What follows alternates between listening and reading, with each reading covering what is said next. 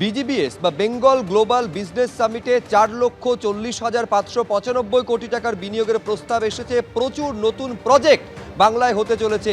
বিশ্ববঙ্গ বাণিজ্য সম্মেলনের শেষ দিন সমাপ্তি ভাষণে জানালেন মুখ্যমন্ত্রী মমতা বন্দ্যোপাধ্যায়। তিনি বলছেন, অশোকনগরে ওএনজিসিকে 50 একর জমি দেওয়া হয়েছে।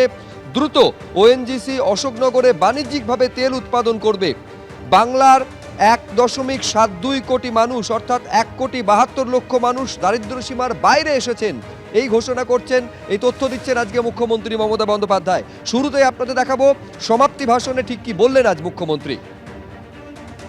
More than 5,000 investor delegates, they attended this BGBS.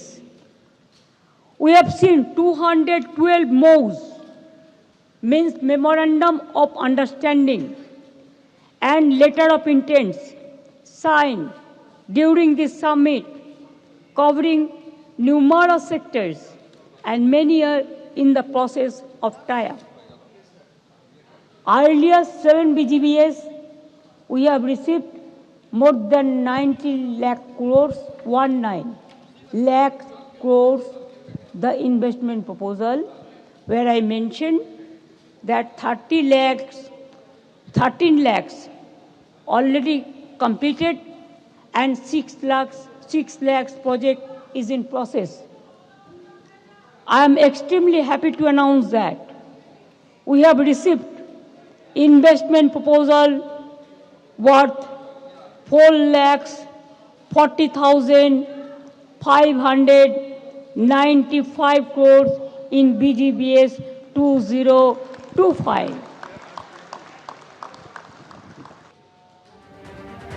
গতকালই আপনারা জানেন যে মুখ্যমন্ত্রী মমতা বন্দ্যোপাধ্যায় ঘোষণা করেছিলেন আজ থেকে বীরভূমে দেউচা পাচামির কাজ শুরু হয়ে যাবে। সেই মতো আজকে জেলা শাসক থেকে শুরু করে পুলিশ সুপার এবং তৃণমূলের রাজ্যসভার সাংসদ তারা পৌঁছে যান এবং একেবারে এই কাজ সরেজমিনে তদারকি করেন। এইটা পর্যন্ত জেলা শাসক জানিয়েছেন যারা স্থানীয় তারা এই কাজ করবেন এবং স্বাভাবিকভাবেই এই ঘোষণাকে কেন্দ্র করে স্থানীয়দের মধ্যে একটা উচ্ছ্বাস চোখে পড়েছে। নাম নথিভুক্তকরণের কাজ গতকাল থেকেই শুরু হয়ে গিয়েছে।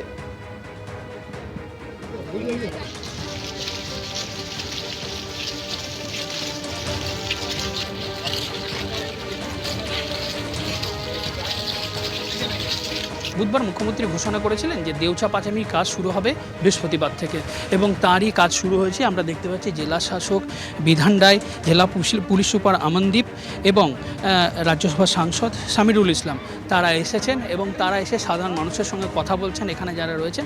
এবং এই যে চাঁদা এলাকা, এখানে যে সরকারি জমি রয়েছে অর্থাৎ খাস জমি, সেই খাস জমিতে যে বনভূমি রয়েছে সেখানেই কিন্তু এই কাজ শুরু হবে বলে জেলা শাসক জানিয়েছেন। কিন্তু বনভূমি যাতে কোনো ক্ষতি না হয় তার জন্য প্রতিটি গাছ তুলে সেগুলিকে পাশের যে সরকারি জমি রয়েছে সেখানে বসানো হবে।